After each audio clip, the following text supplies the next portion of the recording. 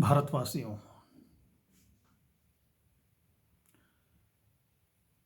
कुलदीप चाहता है कि कुलदीप ने परमात्मा द्वारा जो ज्ञान प्राप्त किया है वह ज्ञान हर भारतवासी जाने। इसलिए वह समय समय पर सोशल मीडिया में वीडियो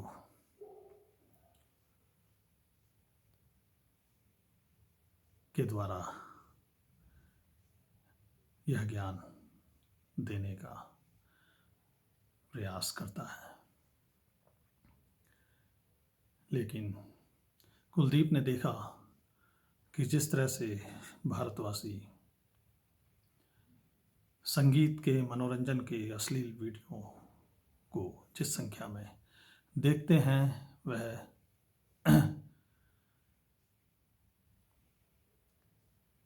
कुलदीप के वीडियो को नहीं देखते हैं।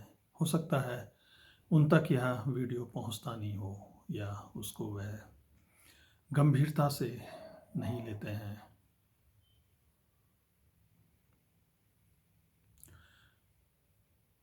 क्योंकि कुलदीप वह बोलता है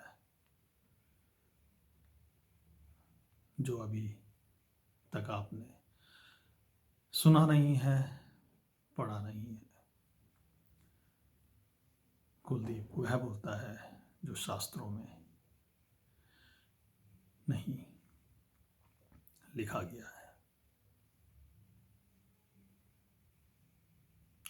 भारतवासियों, क्या आप जानते हैं अज्ञानता के कारण हमारे पूर्वज लगभग 1000 वर्ष तक विदेशी शासकों के गुलाम रहे।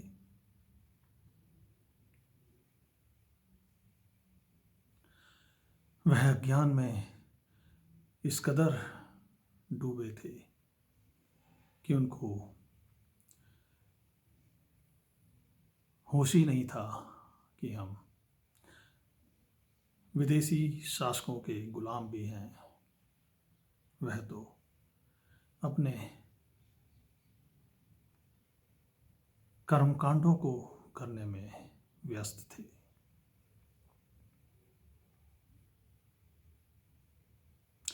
भारतवासियों, जब अंग्रेज भारत में आए, उन्होंने स्कूल खोले, कॉलेज खोले, तब हमारे पूर्वजों ने शिक्षा ग्रहण करी। उच्च शिक्षा के लिए विदेश भी गए।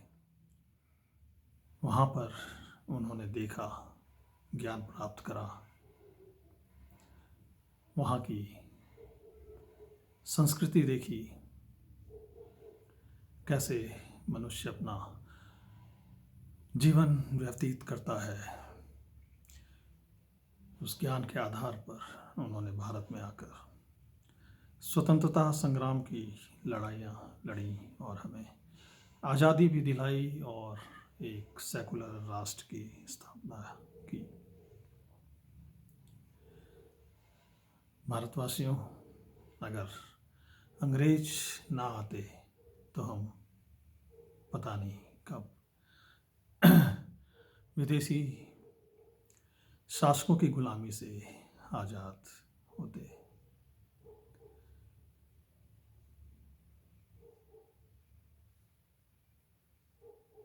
इसलिए ज्ञान का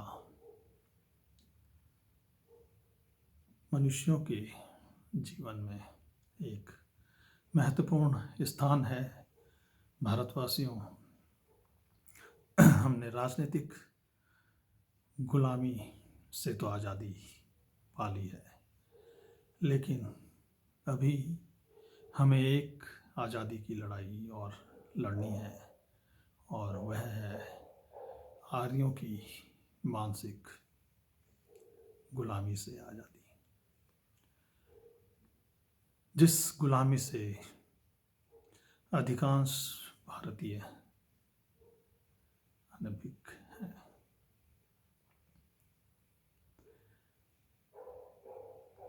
कुलदीप जब परमात्मा की शरण में गया साधना की, तब परमात्मा द्वारा कुलदीप को यह ज्ञान दिया गया कि कुलदीप,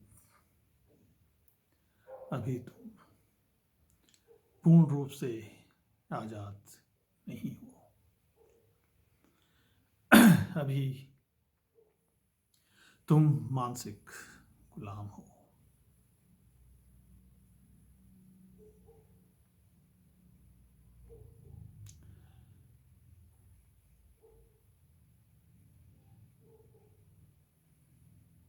कुलदीप इस आज़ादी की लड़ाई लड़ने के लिए परमात्मा द्वारा दिया गया ज्ञान भारतवासियों को दे रहा है, जिससे वह भी इस आज़ादी की लड़ाई लड़ने के लिए तैयार हो सके। लेकिन भारतवासी इस ज्ञान को गंभीरता से नहीं ले रहे हैं।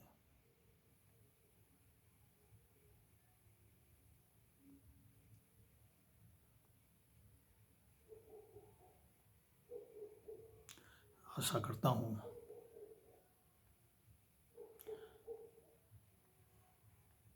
कि आज जो मैं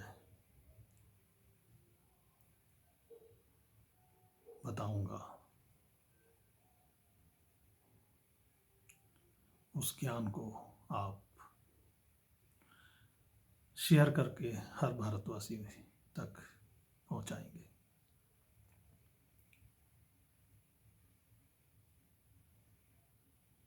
भारतवासियों, समय के 3 भाग होते हैं: भूतकाल, वर्तमान और भविष्यकाल। भूतकाल हमारे इतिहास के रूप में रहता है, उसमें हमारे कर्मों का फल है कि हमने क्या किया, क्या नहीं किया। वर्तमान से तो हर भारतवासी परिचित है।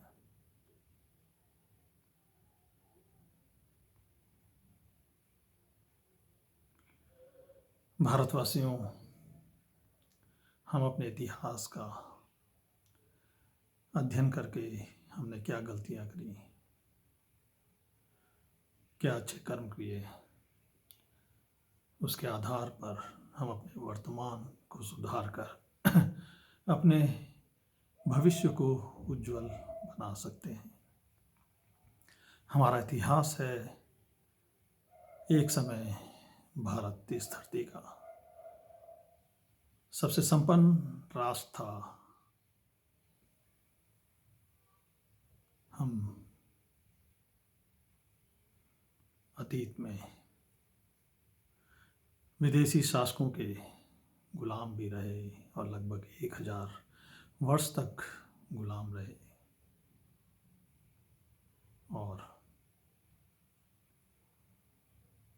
उसके बाद की जो भी परिस्थितियां हैं सब हमारे इतिहास में दर्ज है।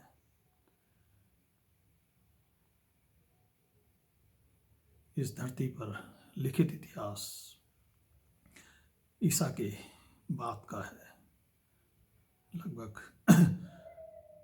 2000 वर्ष पहले का है।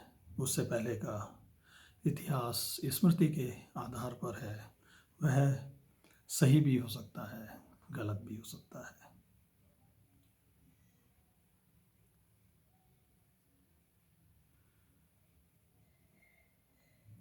कुलदीप ने कभी भी किसी किताब में क्या लिखा है उस पर विश्वास नहीं किया।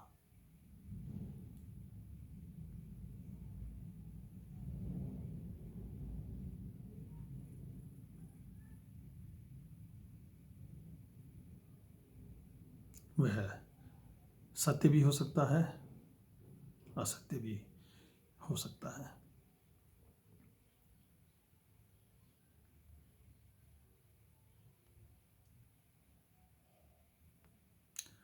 भारतवासियों, कुलदीप आज आपको बताएगा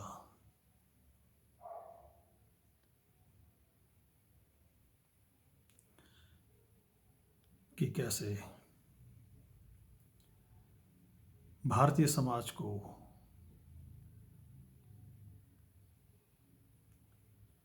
पहले वंशों, फिर पहले वर्णों, फिर वंशों,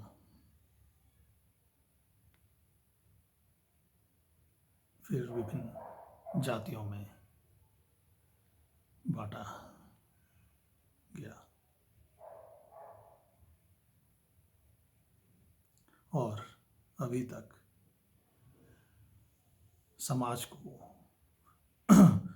बांटने का सिलसिला जारी है।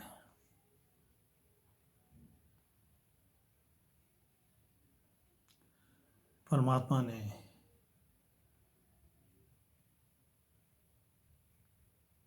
एक समाज को चलाने के लिए, मानव सभ्यता को चलाने के लिए विभिन्न गुणों से युक्त मनुष्यों की रचना की थी। समाज को चलाने के लिए ज्ञानी भी चाहिए,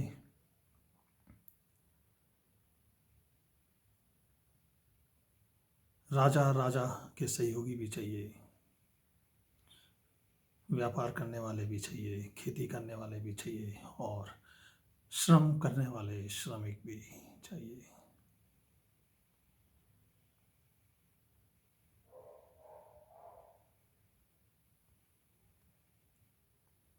जब चारों गुणों से युक्त मनुष्य एक साथ कार्य करते हैं तो राष्ट्र उन्नति करता है। अगर इनमें से एक भी समुदाय लुप्त हो जाए या खत्म हो जाए तो समाज में समस्याएं उत्पन्न होने लगती हैं। तो भारतवासियों, जब आर्य भारत में आए तो उन्होंने क्या किया, इससे पहले यह जानना जरूरी है कि आर्य कौन थे। आर्य यह एक मध्य यूरोप से आए मनुष्यों का समूह था जो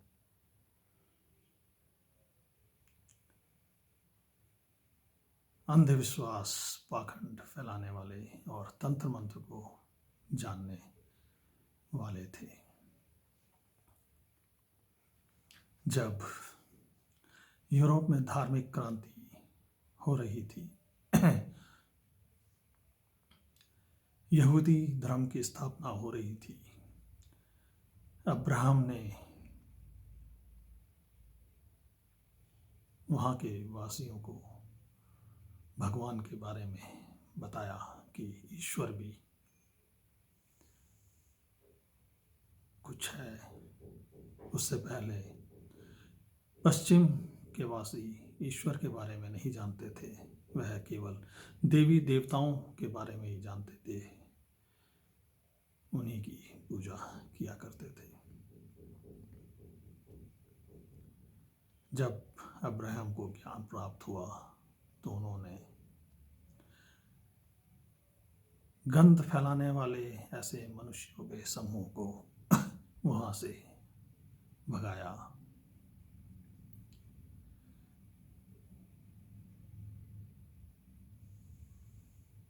तब उस समय वह मनुष्यों का समूह वहां से भागकर भारत की तरफ आया और उन्होंने अफगानिस्तान से लेकर जम्मू कश्मीर तक अपना निवास स्थान बनाया, उन्होंने ही सिंधु पार के रहने वाले भारतीयों को हिंदू नाम दिया।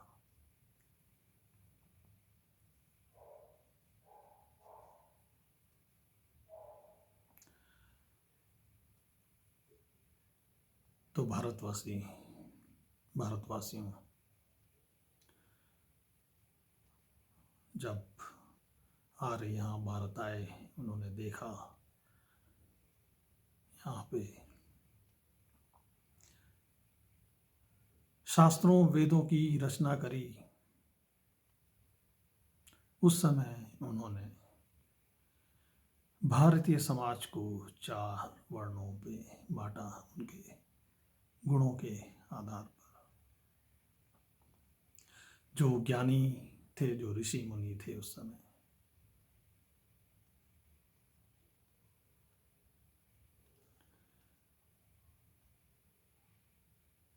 ज्ञानी वर्ग को उन्होंने ब्राह्मण कहा। जो राज काज से जुड़े थे उनको क्षत्रिय कहा। जो खेती और व्यापार से जुड़े थे उन्हें वैश्य कहा, और जो श्रम से जुड़े थे उन्हें शूद्र कहा।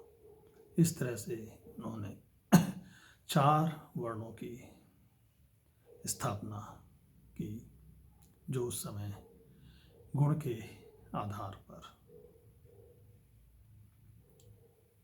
थे।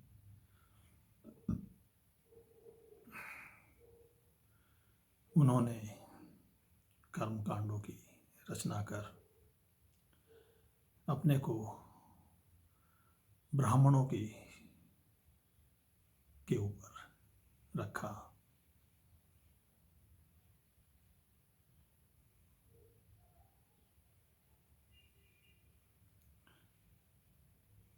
जो पंडित के नाम से जाने जाते थे, वह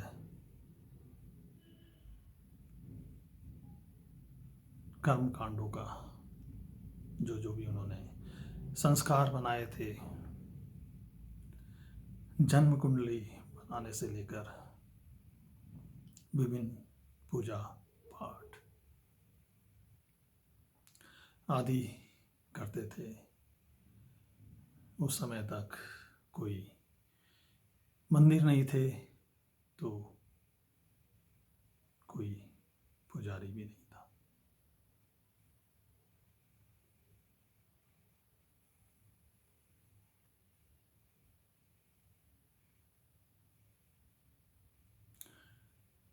उन्होंने अपने को श्रेष्ठ कहा।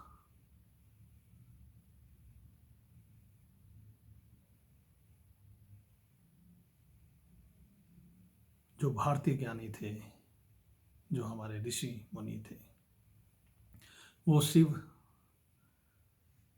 शक्ति की साधना किया करते थे। उन्होंने अपने को श्रेष्ठ करने के लिए विष्णु लक्ष्मी की रचना करी और एक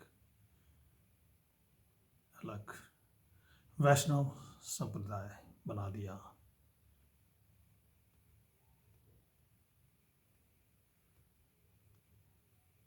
जिनके द्वारा रचित कर्मकांडों की हर भारतवासी आज पालन कर रहा है।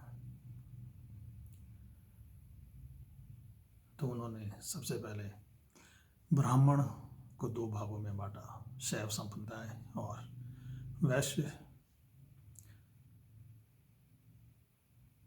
वैष्णव संप्रदाय।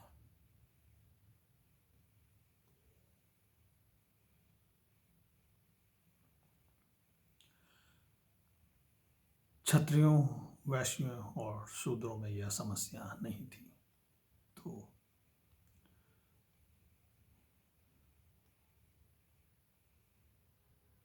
वहाँ पे एक ही वर्ग था, हर वर्ण में एक ही वर्ग था।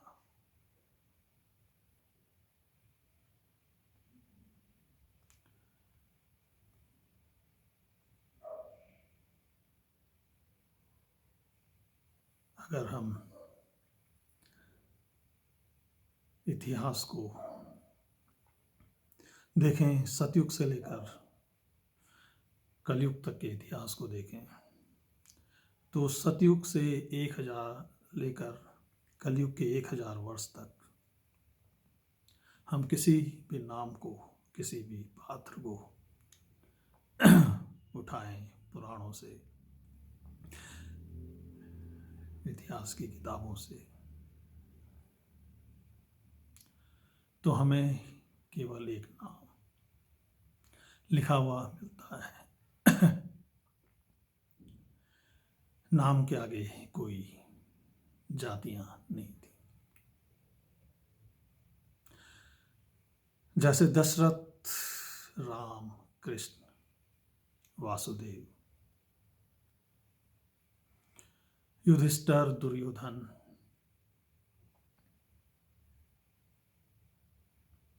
अशोक,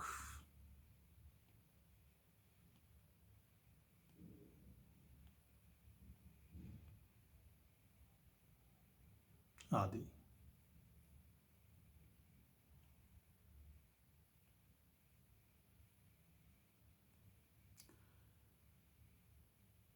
आर्यों ने सबसे पहले राजघरानों को वंशों का नाम दिया।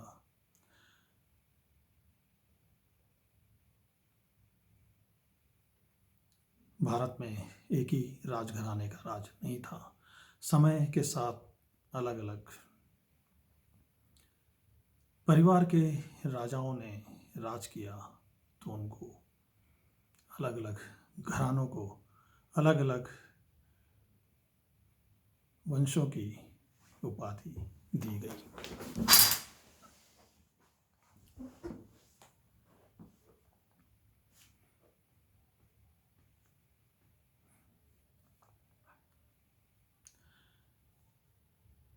समय के साथ साथ लगभग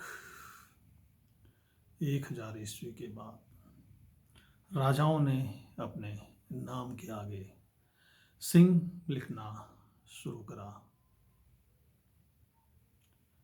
उस समय क्षत्रियों को सिंह की उपाधि दी गई और सारे क्षत्रिय सिंह नाम से जाने जाते थे होंगे। लेकिन फिर समय के साथ हर वर्ण में मनुष्यों ने अपने को श्रेष्ठ दिखाने के लिए उसमें भी अलग अलग जातियां गुण, कर्म, स्वभाव के अनुसार और जगह के नाम के अनुसार अपने नाम के आगे लिखी, एक दूसरे से अलग करने के लिए। संभवतः या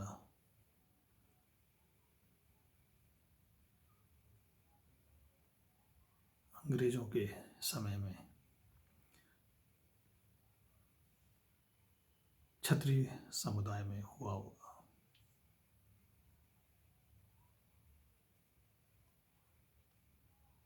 अगर हम ब्राह्मण वर्ण में देखें तो वहाँ पे भी श्रेष्ठता के अनुसार अलग अलग जातियां हैं।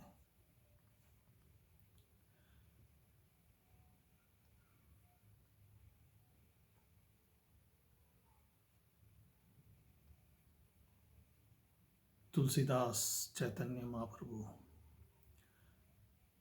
14-15वीं शताब्दी के हैं। उनका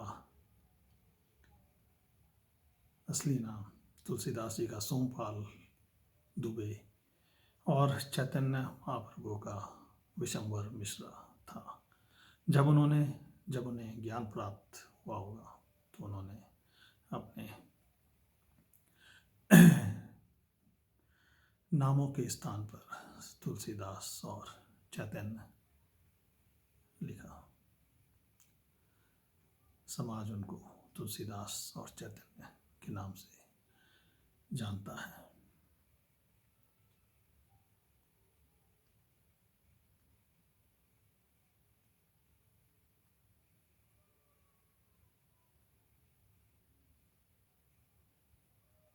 अगर हम किसी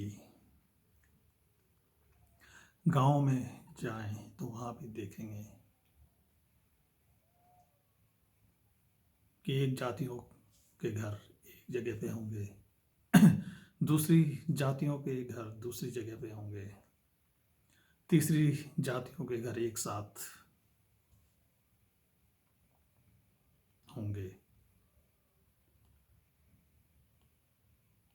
तो समय के साथ विभिन्न वर्णों ने भी जातियों के माध्यम से अपने को बांटा या उनको बांटा गया होगा।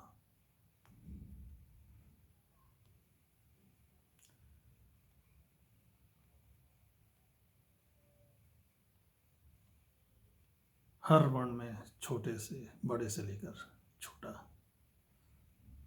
जातियां तक हैं।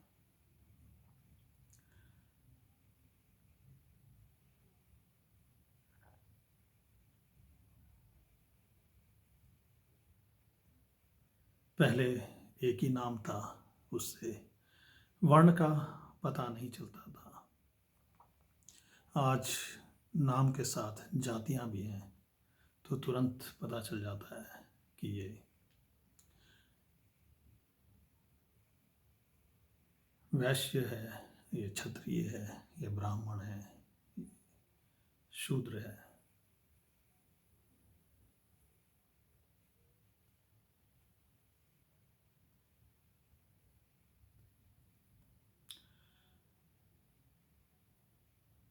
जिस समय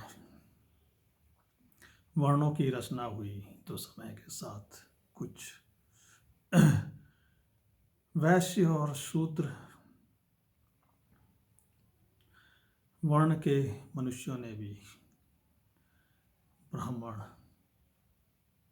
जो थोड़ा जागरूक थे वह ब्राह्मण वर्ण में चले गए। उसके भी उदाहरण हैं।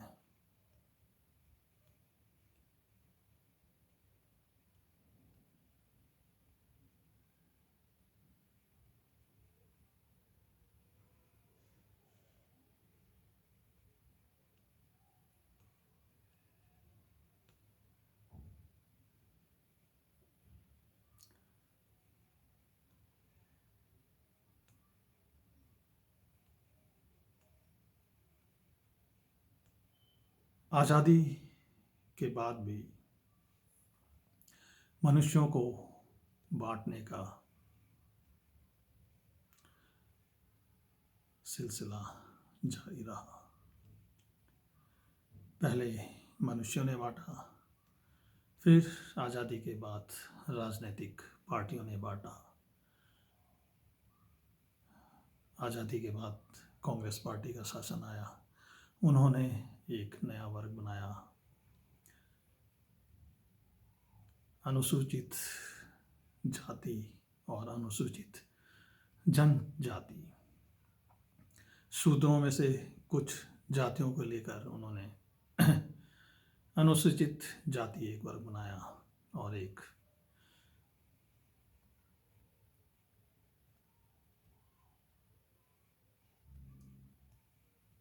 जंगलों में रहने वालों को अनुसूचित जनजाति का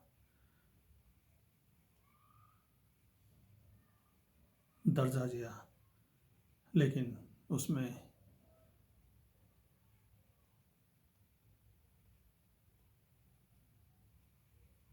उनके साथ अन्य जातियां भी जोड़ दी गई।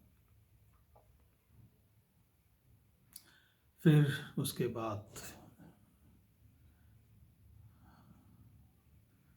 देश में परिवर्तन करने के लिए जनता पार्टी का शासन आया।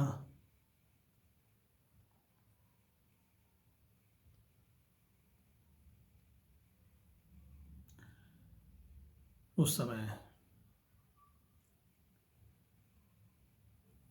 मोरारजी देसाई जी ने मंडल आयोग बनाकर समाज को एक और वर्ग में बांट दिया, पिछड़ी जाति। उसमें कुछ क्षत्रिय जाति, वैश्य जाति, शूद्र जातियों मिला के उन्होंने एक नया वर्ग बना दिया।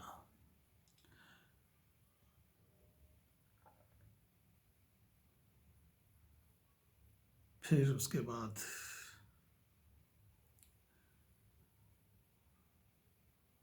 मोदी राज आया। मोदी राज में भी सवर्णों के 50% में एक नया वर्ग बना दिया गया।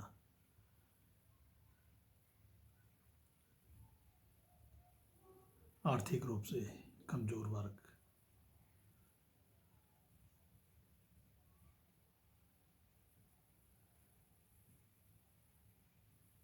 समाज को बांटने का यह सिलसिला अभी तक जारी है। मनुष्यों को स्त्री, पुरुष, वृद्ध, जवान सब में बांटा जा रहा है। तो भारतवासियों, हमारे 3,500 वर्ष से लेकर अब तक भारतीय समाज को इस तरह बांटा गया। इतिहास कहता है हम आर्यों के आगमन से पहले जातियों में नहीं बटे थे। आर्यों के आने के बाद वे वर्णों में बटे, जातियों में बटे और फिर अभी तक बढ़ रहे हैं। राहुल गांधी जी कह रहे हैं हमारी सरकार आएगी तो हम इसको और बांटेंगे।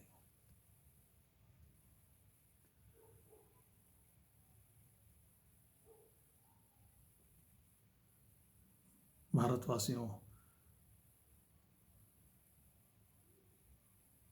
भौतिक जगत में जब कोई रिसर्च होती है तो अंत में कंक्लूजन लिखा जाता है। तो हमारे 3,500 वर्ष का निष्कर्ष है कि मनुष्यों ने अपने स्वार्थ के लिए मनुष्य को बांटा।